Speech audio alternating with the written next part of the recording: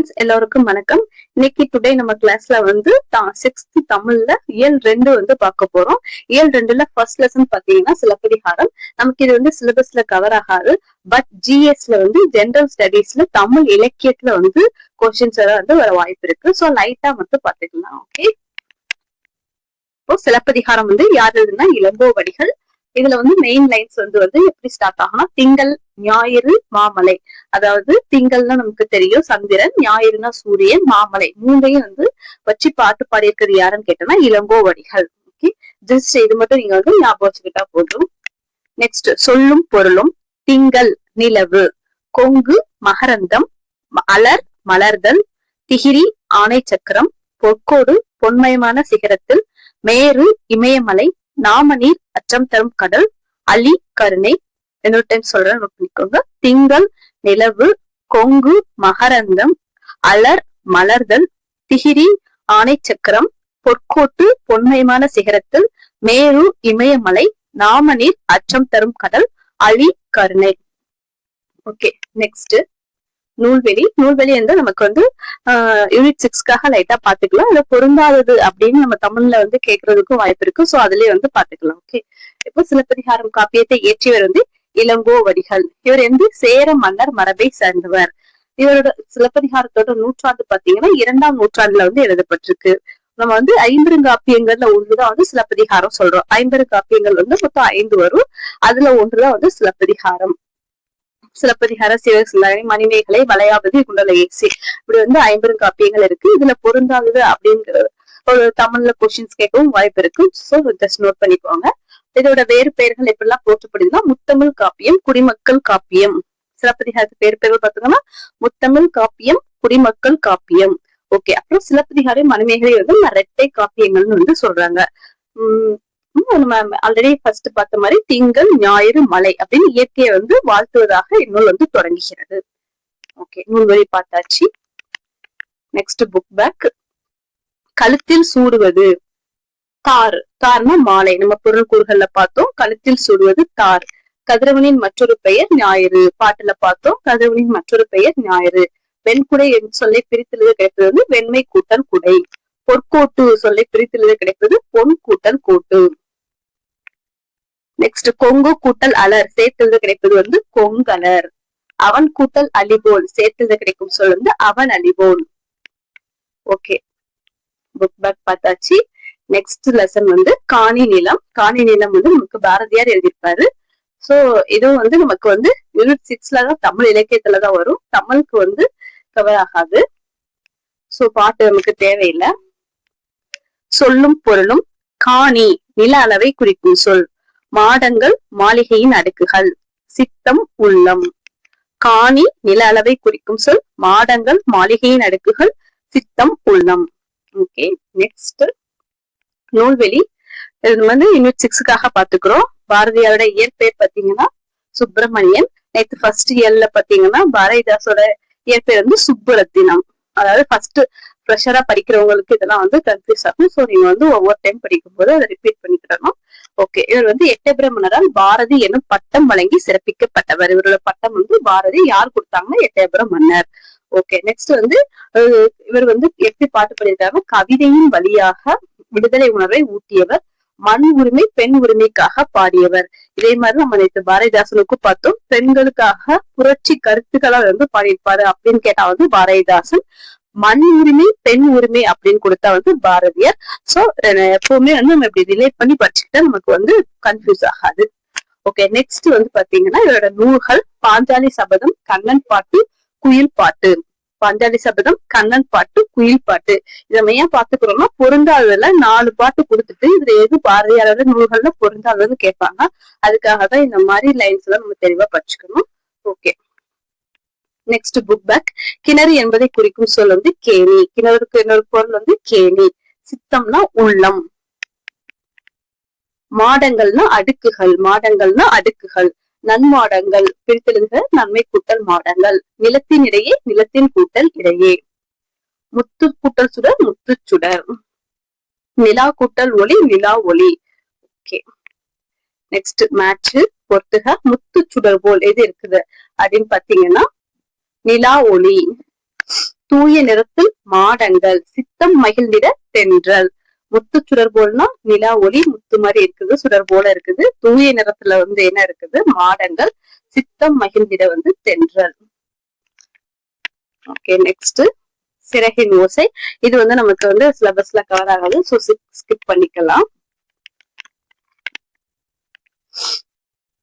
Okay, book back. தட்ப வெப்பம் பிரித்தெழுதுனா தட்பம் கூட்டல் வெப்பம். வேதி உரங்கள், வேதி கூட்டல் உரங்கள். தரை கூட்டல் இறங்கும்னா தரை இறங்கும். வழி கூட்டல் தடம்னா வழித்தடம். சிட்டுக்குருவி வாழ முடியாத பகுதி வந்து இமயமலை.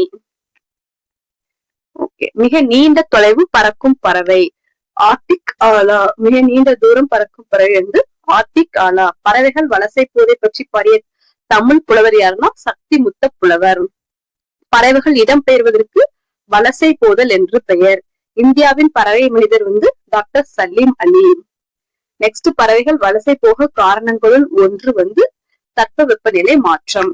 ஓகே, இன்னொரு டைம் சொல்றேன், நோட் பண்ணிக்கோங்க. மிக நீண்ட தொலைவு பறக்கும் பறவை வந்து ஆர்டிக் ஆலா. பறவைகள் வலசை போவதை பற்றி பாடிய தமிழ் புலவர் சக்திமுத்த புலவர். பறவைகள் இடம்பெயர்வதற்கு வலசை போதல் என்று பெயர். இந்தியாவின் பறவை மனிதர் டாக்டர் சலீம் அலி. பறவைகள் வலசை போக காரணங்கள் ஒன்று வந்து தட்பவெப்பநிலை மாற்றம். ஓகே,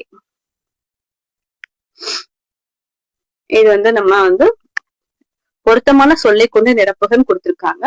இதுல வந்து எது இயற்கை செயற்கை எது வரும் நம்ம வந்து கரெக்டா வந்து மேட்ச் பண்ணி போடணும். மரங்களை வளர்த்து இயற்கையை காப்போம், செயற்கை உரங்களை தவிர்த்து நில வளம் காப்போம். ஓகே, அப்புறம் நெக்ஸ்ட், தமிழகத்தில் வலசை பறவைகளின் வருகை தற்போது மிகுந்துள்ளது, சிட்டுக்குருவிகளின் எண்ணிக்கை குறைந்துள்ளது. ஓகே,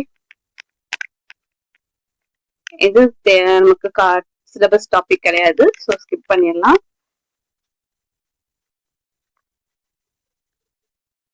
ஓகே, நெக்ஸ்ட் வந்து இலக்கணம்.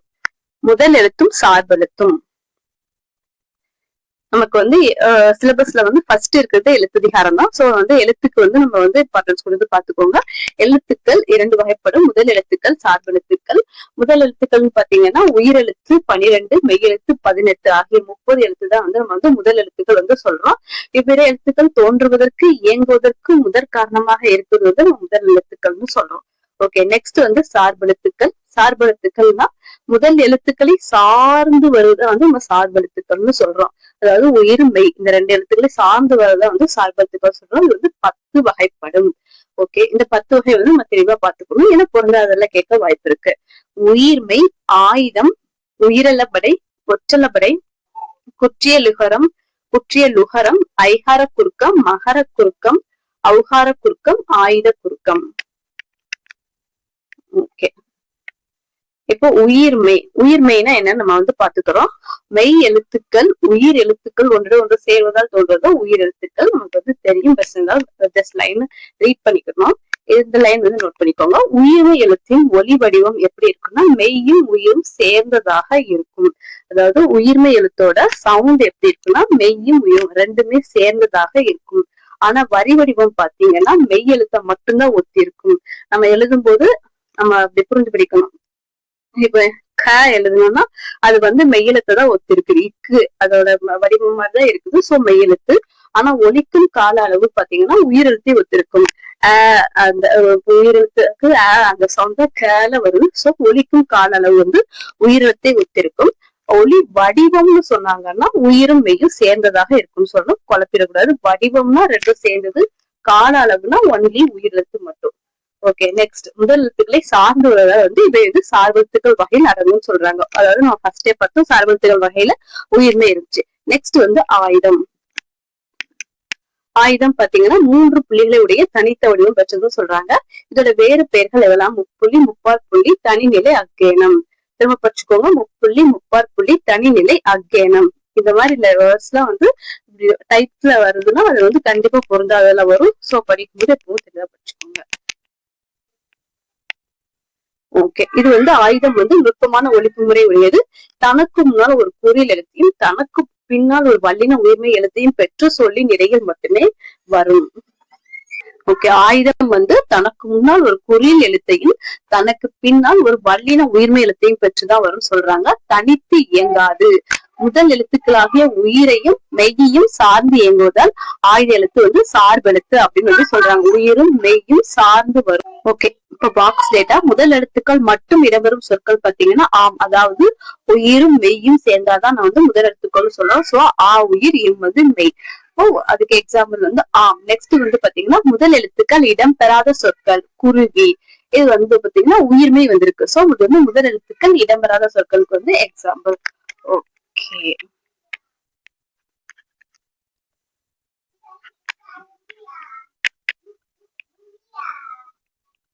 இது பாத்தீங்கன்னா தொடர்களை பிரித்து 2 தொடர்களாக எழுதுங்க. இது வந்து நீங்க ஈஸியா எழுதுவீங்க. பல நாட்களாக மழை பெய்யாததால் பயிர்கள் வாடின. பல நாட்களாக மழை பெய்யவில்லை, அது ஒரு சென்டென்ஸ். பயிர்கள் வாடின ரெண்டாவது சென்டென்ஸ். பிரிச்சு எழுதுறதுதான். ஓகே, நெக்ஸ்ட் வந்து பாத்தீங்கன்னா இலக்கிய இனிமையாக பாடியதால் பரிசு பெற்றால் நம்ம எழுதிடலாம். இலக்கிய இனிமையாக பாடினால் பரிசு பெற்றால். ஓகே, நெக்ஸ்ட் மயங்கொலி. இது வந்து நமக்கு சிம்பிளா இருக்கு. இந்த மாதிரிதான், ஆனா கொஞ்சம் டிஃபிகல்ட்டா நமக்கு டெஸ்ட்ல வரும். பறந்து விரிந்து இருப்பதால் கடலுக்கு பறவை என்று பெயர். இது வந்து பறக்கிற பறவை, இது வந்து கடலுக்கான பறவை. ஓகே, நெக்ஸ்ட் இலக்கிய மன்ற விழாவில் முகிலன் சிறப்பாக உரையாற்றினார். இப்போ ஃபர்ஸ்ட் ஒன் உரை தான் வரும். செகண்ட் உரை வந்து நம்ம வந்து கத்திக்கு போடுற உரை, இந்த மாதிரி உரையதான் வந்து சொல்லுவோம். ஓகே, நெக்ஸ்ட் வந்து முத்து தம் டேஷ் காரணமாக ஊருக்கு சென்றார். பனியின் காரணமாக. செகண்ட் ஒன் தான் வரும், பனி. இந்த ஃபர்ஸ்ட் பனி நமக்கு தெரியும், பனிக்காலம், அதாவது பனின்னு சொல்றோம். நெக்ஸ்ட் கலைமகள் தன் வீட்டு தோட்டத்தை பார்க்க வருமாறு தோழியை அழைத்தாள். சிறப்புலகரம் வரும். இந்த அழைத்தால் வந்து நம்ம போன் அலைபேசி அந்த இதுக்கு வருது. இதுதான் கரெக்ட். ஓகே, புல் என்பதன் வேறு பெயர் வந்து பறவை. புல் என்பதன் வேறு பெயர் பறவை. பறவைகள் இடம்பெயர்களை வந்து வலசை போதல் சொல்றோம். சரணாலயம் என்பதன் வேறு பெயர் வந்து புகலிடம்.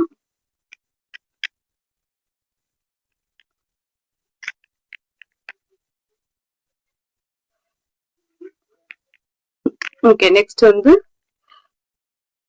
புக் பேக் தான். இரட்டை காப்பியங்களில் ஒன்று சிலப்பதிகாரம். முதல் எழுத்துக்களின் எண்ணிக்கை 30. திங்கள் என்பதன் பொருள் சந்திரன், நிலவ சொல்றோம். சக்தி முத்தக்குளரால் பாடப்பட்ட பறவை வந்து செங்கால் நாரை. நெக்ஸ்ட் பாரதியார் டேஷ் வேண்டும் என்று பாடுகிறார்னா காணி நிலம். ஆயுத எழுத்தின் வேறு பெயர் வந்து தனிநிலை. ஓகே, திரும்ப சொல்றோம். இரட்டை காப்பியங்களில் ஒன்று சிலப்பதிகாரம். முதல் எழுத்துக்களின் எண்ணிக்கை வந்து 30. திங்கள் என்பதன் வேறு பெயர் வந்து சந்திரன், நிலவு. சக்தி முத்தப்புலவரால் பாடப்பட்ட பறவை செங்கால் நாரை. பாரதியார் டேஷ் வேண்டும் என்று பாடினார் காணி நிலம். ஆயுத எழுத்தின் வேறு பெயர் தனிநிலை. அக்கேனம், அதுவும் வரும், ஒற்று. ஓகே, நெக்ஸ்ட் கலைச்சொல். கண்டம் கேண்டினட். தட்பவெப்பநிலை கிளைமேட். வானிலை வெதர். வலசை மைக்ரேஷன். புகலிடம் சாங்சுவரி. புவியீர்ப்பு புலம் கிராவிடேஷனல் ஃபீல்டு.